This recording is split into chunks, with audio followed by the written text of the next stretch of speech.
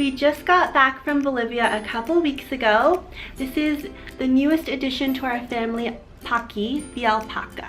Today we're going to talk briefly about traveling to high altitude cities in Bolivia with a baby or with a toddler. We visited 3 high altitude cities, Sucre, La Paz, and Uyuni, and at the time, Levi was just a year and 3 months old.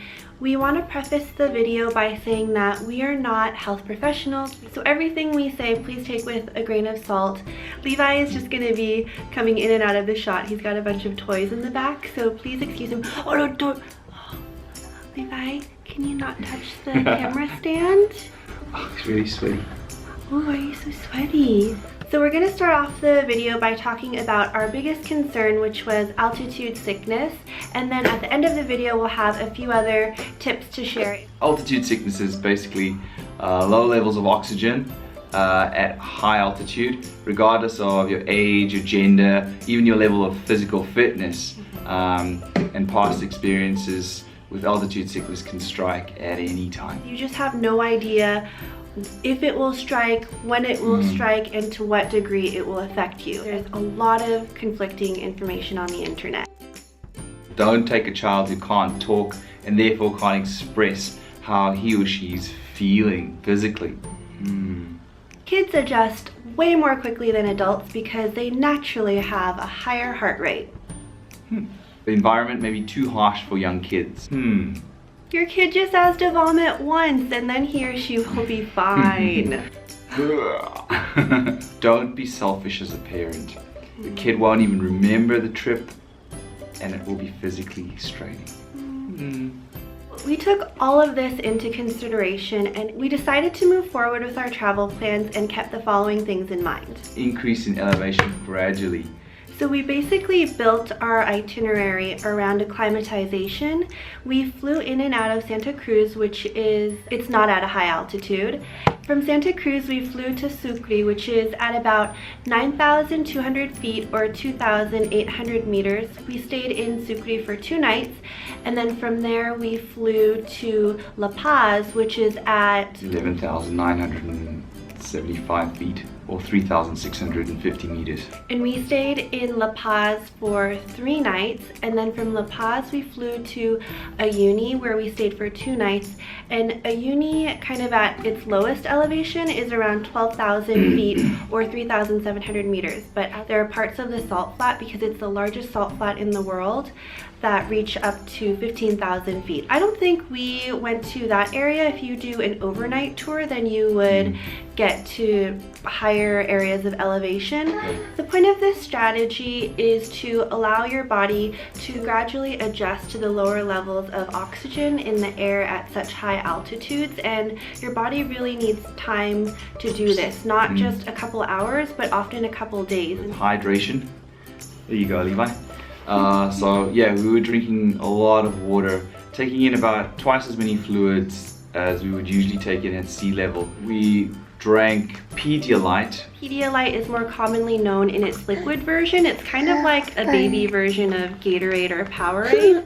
But this is a powder form, which makes it so much easier to travel with, and you just add it to water, and it has nice flavoring. Actually, Tim and I really like it. I really enjoy it. Tim drank most of them on the trip, so just remember, even if you don't feel thirsty, to constantly drink water. So a good way to confirm that your child is well hydrated is to make sure that he or she is producing a wet diaper regularly. For Levi, that's about every 2.5 to 3 hours, at least at that higher elevation. Another thing to keep in mind is not overexerting yourself. After arriving in a higher elevation destination, that for the first 24 hours you should take it easy. So that means don't sign up for a strenuous hike or a group bike ride, or even, spending the whole day out at high altitude destinations. You really need to listen to your body and to make sure that you're allowing your body to rest properly. Some of the symptoms you could experience could be headache, nausea, vomiting, dizziness, lethargy, fatigue, loss of appetite, an upset stomach, even feeling unsteady if you're on your feet. shortness of breath, feeling of pins of needles. Altitude sickness in extreme cases can actually lead to death. So if you're feeling the symptoms of altitude sickness, then do not increase in elevation. You should actually decrease in elevation. The treatment of altitude sickness for adults could include things like chewing on coca leaves, drinking coca tea, getting oxygen from an oxygen canister. In terms of coca leaves and coca tea, they're pretty much ubiquitous in high altitude cities in Bolivia. All of the hotels we stayed at offered that for free. Unfortunately, there aren't really treatments for a child as young as Levi. He didn't show any symptoms of altitude sickness, and we're so thankful for that. But if your child is exhibiting symptoms, then again, do not increase your elevation. Definitely consult a medical professional as soon as possible. In Sucre and also in La Paz, I would say the first 24 to 48 hours, I felt a little bit of altitude sickness. It wasn't very severe. I just felt really lightheaded and a little bit lethargic. So again, that meant we had to take it easy. We couldn't run around the city and do every tourist activity that I really wanted to.